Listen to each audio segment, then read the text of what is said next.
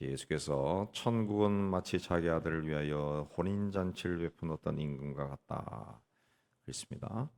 세상에서 가장 즐겁고 기쁜 날이 혼인잔치 날이죠. 잔칫날.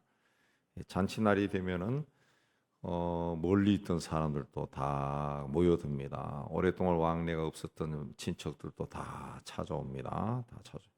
그 잔치의 중심에 아들, 독생자 예수 그리스도가 있다 그랬습니다. 그때 어떤 임금이 종들을 보내서 사람들을 혼인잔치 오도록 청했는데 사람들이 오기를 싫어했다. 임금이 그 혼인잔치에 사람을 청했는데 사람들이 오기를 싫어했다. 그러면 임금의 권위를 인정하지 않는 거죠. 인정하죠. 우리 세상에서도 오랫동안 뭐 10년, 20년 연락도 없던 사람이 자기 아이 결혼시킨다고 갑자기 청첩장이 오면 이게 뭐야 그런 경우도 없지 않아 있죠. 임금이 초청해도 오지 않았다. 임금의 권위를 인정하지 않는 거죠. 임금의. 네.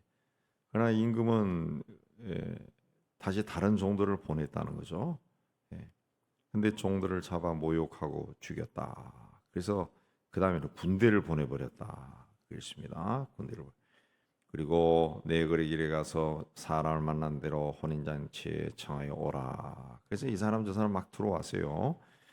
근데 11절에 예복을 입지 않은 한 사람을 보고 왜 예복을 입지 않고 여기 들어왔냐.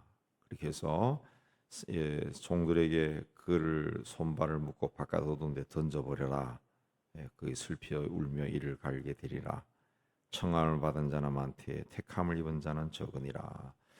예복을 입지 않았다. 그런데 예복이라고 하는 것은 이제 혼인잔치에 적합한 예복인데 계시록에 보면은 그 흰옷이라 그랬어요. 그 흰옷이다 한 것은 이 정결하다라는 거고, 이제 어린 양의 피에 씻어서 정결하게 된 자, 그걸 이제 흰옷을 입고 온다. 계시록 그렇게 이야기했는데 어린 양의 피에 씻어 정결해졌다라고 하는 것은 회개한 자입니다. 회개한 자, 죄를 씻어 정결해졌다 그런 뜻인데, 그러니까 하나님의 혼인잔치, 어린 양의 혼인잔치에 참여할 수 있는 자는 누구나 갈 수 있는데, 심지어는 악한 자나 선한 자나 10절에 모든 사람이 갈 수 있는데 반드시 예복을 입어라.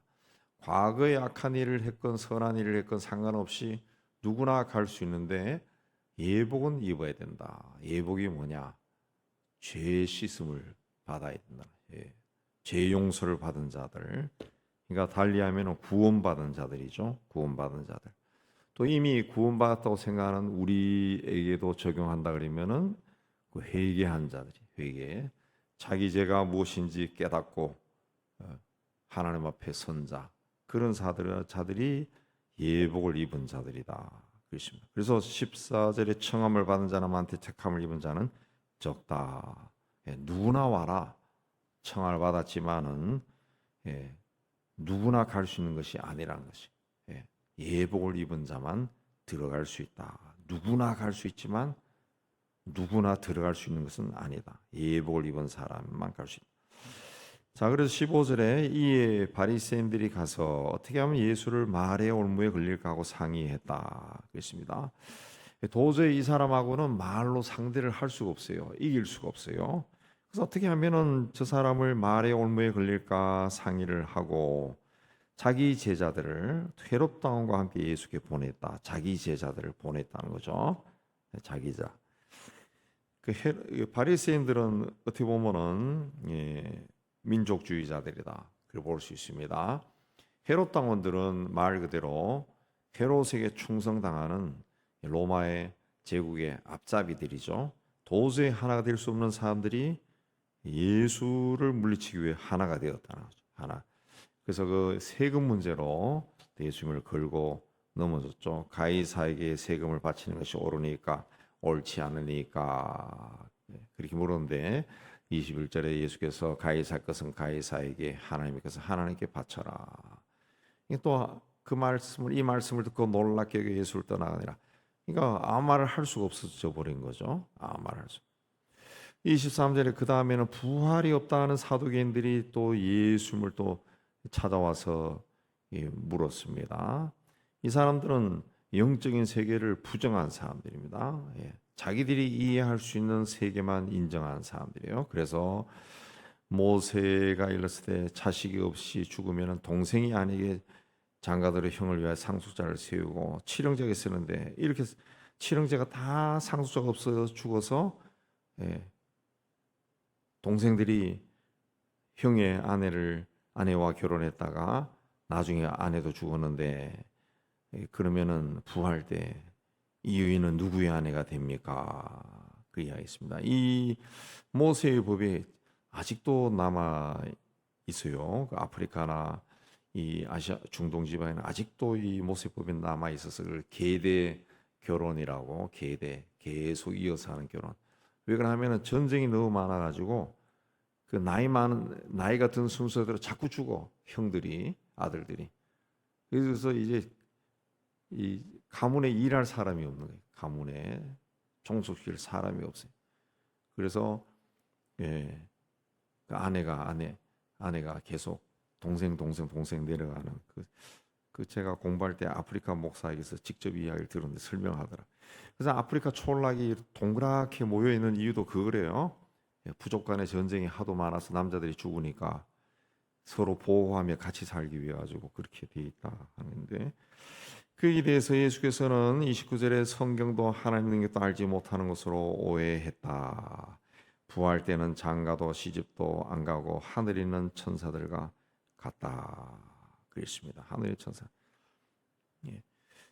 예수께서 이제 부활하신 몸으로 세상에 잠깐 나타나신 적이 있었는데 그건 좀 특별한 몸이죠. 벽에 있는데도 들어오시기도 하고 앞에서 있었는데 갑자기 사라지기도 하고 특별한 몸인데 사두개인들의 생각이 오늘 우리의 생각과 똑같습니다. 많은 사람들이 저 세상을 이 세상이 연장되는 걸로 생각해. 연장되는 걸 생각해. 그래서 우리 찬송가도 뭐 요단강 건너가서 만나자 뭐 그렇게 이야기하는데 이 세상의 연장이 되어서 저 세상 가는 걸로 그렇게 생각을 많이 합니다. 그러나 성경도 하나님의 것도 알지 못하는 것을 오해했다. 예수께서 부활 때는 장가도 시집도 안 가고 천사들 같다.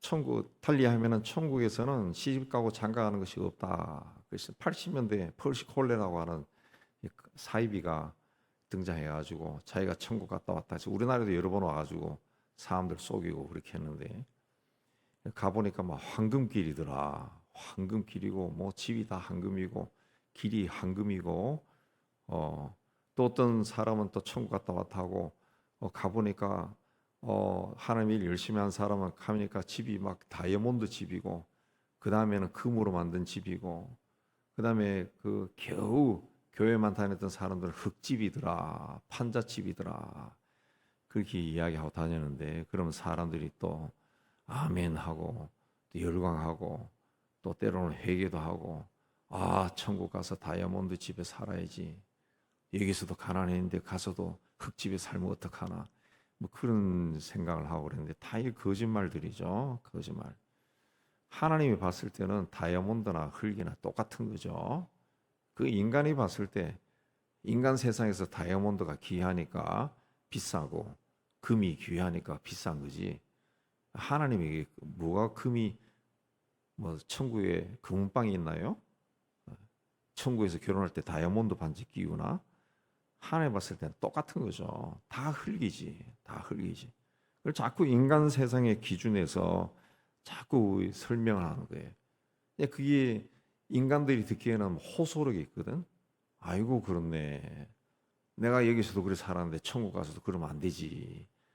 그렇게 해서 인간증 열심 내는데 그런 열심은 잘못된 열심이고 하늘나라에 가도 상도 없는 열심이에요.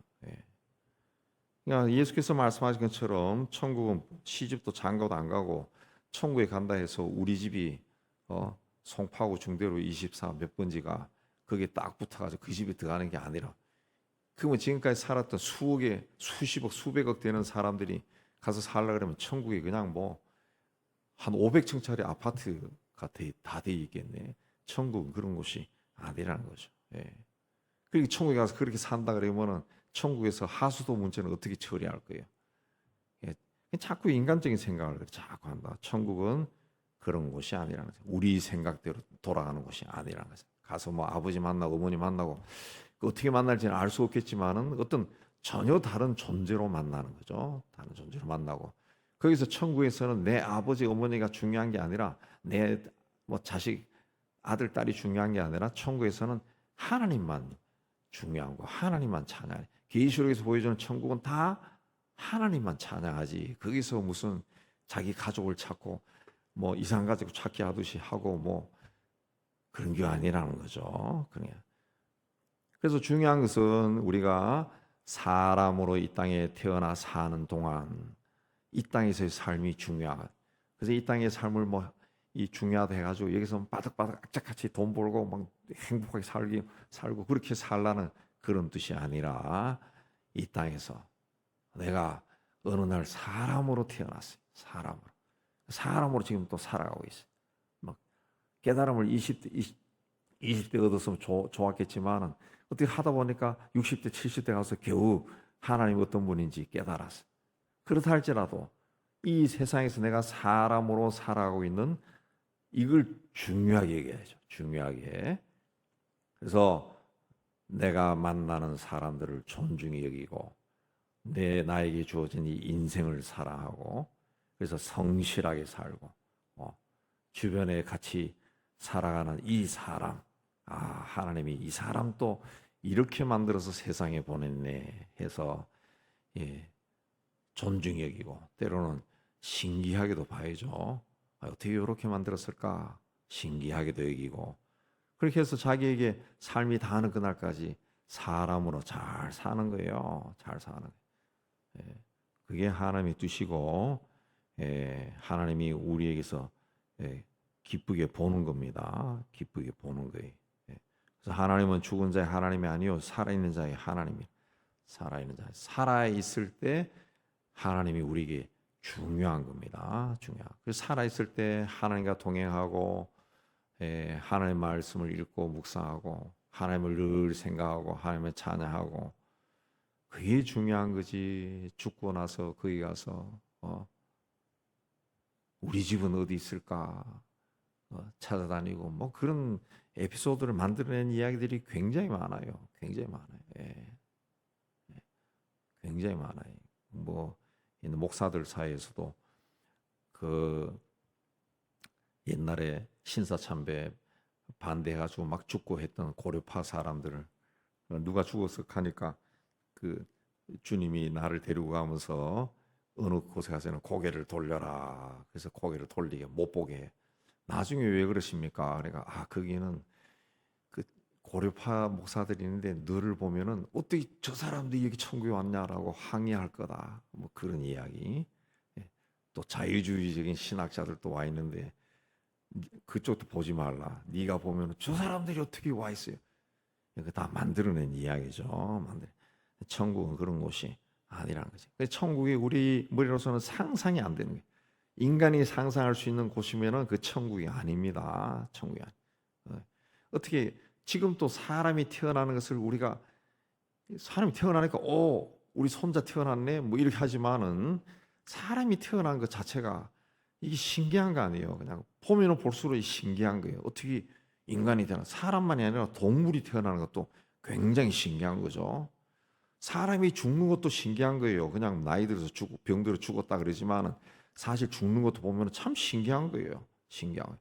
어제까지도 말하던 사람이 죽으니까 갑자기 고목처럼 변해버려요. 굉장히 신기한 거죠. 그걸 인간이 자꾸 상상해가지고 뭔가를 만들어내면은 그게 사이비가 되고 이단이 되고 잘못된 방향으로 빠져버리고 이상한 신앙이 되어버립니다. 이상. 우리는 우리에게 있는 이 땅에서 인생을 정말 사랑하고 내 주변에 있는 사람들을 정말 사랑하고 존중 여기고 그렇게 살아야 돼. 그렇게.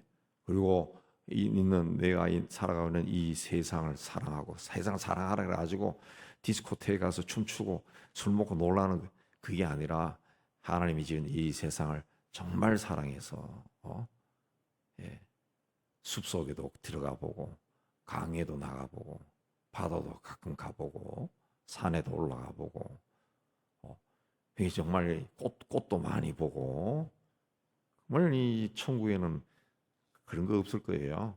그러니까 이 땅에 있을 때 하나님이 주신 것들을 마음껏 보고 느끼고 즐기고 감사하고 그렇게 살아야 됩니다. 그래서 바리 사두개인들은 아주 이 인간의 이성으로 생각할 수 없는 것은 믿지 않았던 사람들, 믿지 않았. 근데 우리는 우리의 이성으로 자꾸 뭔가를 그려가지고 그걸 믿으려고 한다. 그게 아니다. 그래서 하나님 또 우리가 자꾸 상상으로 자꾸 만들어내니까 우리가 만든 하나님이 되어버린 거예요. 우리 한국 크리스찬들이 믿는 하나님이 대부분이 자기가 만든 하나님이요. 이 사람이 믿는 하나님과 저 사람이 믿는 하나님이 다릅니다. 그러니까 싸우지. 싸우니까 우리나라에서 세계에도 없는 교파가 100개가 넘는다. 100개가. 예수와 그리스도가 싸우는 나라. 예수교 장로회, 기독교 장로회, 예수교 감리회, 기독교 감리회, 예수교 침례회, 기독교 침례. 예수와 그리스도가 싸우는 나라가 우리나라에 우리나라. 그런데 자꾸 그 인간적인 생각에 빠지니까 그런 겁니다. 그래서 34절에 보면은 예수께서 이 사두개인들 대답할 수 없게 했다라는 말을 바리새인들이 듣고 또 기분이 좋았겠죠. 또 예수를 시험해서 율법 중에 어떤 계명이 큽니까? 그냥 예수께서 하나님을 사랑하라. 그리고 이웃을 사랑하라. 이 두 계명이 율법과 선지자의 강령이니라. 그러니까 또 할 말이 없어져 버린 거죠. 맞거든요. 뭐 큰 어떤 계명이 큽니까? 그러면은 1계명이 크다. 2계명이 크다.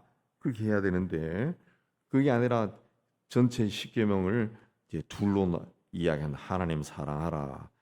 내 자신 사랑하라. 이웃을 사랑하라. 이렇게 하는. 그리고 이 두 계명이 온 율법과 선지자의 강령이니라 그랬습니다.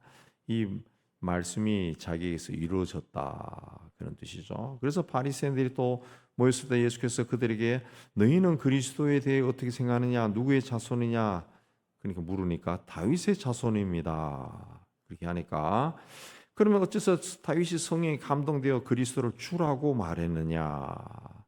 44절 말씀은 시편 110편 1절에 나오는 건데 주께서 내 주께 이르시되 내가 내 원수를 내 발 아래 둘 때까지 내 우편에 앉아 있으라 하셨도다 했을 때 이 주께서는 그 시편 110편에 보면은 여호와 하나님께서 내 주께 이르시되 그렇게 되어 있습니다.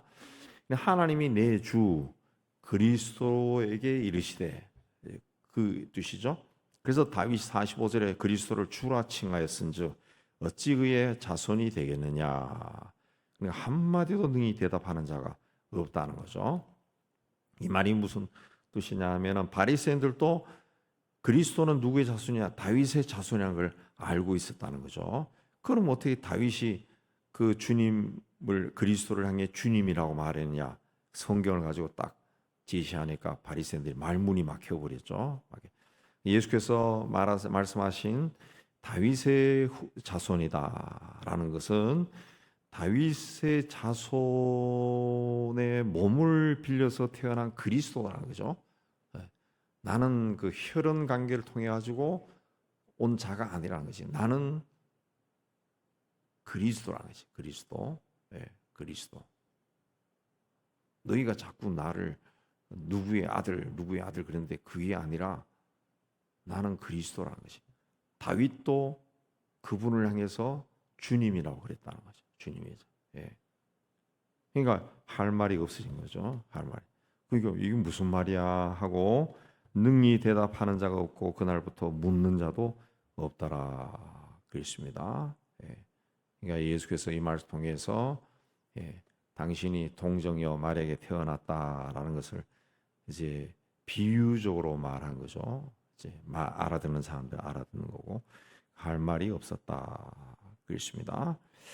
자, 주님께서 세상에 오신 것 자체도 우리 인간의 상상으로는 상상이 안 되는 일입니다. 그래서 아직도 뭐 예수께서 오신 지 2000년이 됐지만 여전히 많은 사람들이 그걸 믿지를 못합니다. 어떻게 그 신이 인간으로 올 수 있냐 이거지. 인간으로 올 수 있다. 다 만들어낸 조작한 거다. 그렇게 이야기하지만은 조작한 거다 그러면은 그게 보편적으로 한 세대를 가지 않습니다. 거짓말은 한 세대를 못 갑니다. 근데 2000년 동안 수십억의 사람들이 맞습니다. 아멘. 그러면서 믿고 믿음의 생활을 하고 그냥 믿음의 생활을 한 것이 아니라 그렇게 믿고 살아가니까 이분이 주님이라는 하나님이라는 체험을 내가 해요. 내가 한다. 그러니까 수십억의 사람들이 아멘 그러고 계속 그 길로 간 겁니다. 여러분들도 이 성경도 하나님의 능력을 알지 못한 대로 오해했다. 그렇습니다. 그러니까 성경을 떠나서 신앙생활 하는 것은 자꾸 자기가 하나님을 만들게 됩니다. 하나님이 이런 분, 천국은 이럴 거야. 자꾸 자기 상상 속에 만드는데 자꾸 성경을 떠나서 생각하고 상상하게 되면은 마귀는 생각 속에 들어온다 그랬어요. 엉뚱한 데로 나가는. 한국의 기독교인들이 자기가 만든 하나님을 믿는 경향이 굉장히 짙습니다. 신학자들도 그래요. 목사들도 그런 사람들 천지예요. 그러니까 우리나라는 사이비 이단이 창궐 하는 겁니다. 성경을 모르니까. 네. 내가 막 만들었거든. 그러니까 나보다 더 잘 만든 사람이 옆에 나타나면은 그 빠져버린 거예요. 네. 그래서 성경과 하나님의 능력을 알아야 돼요.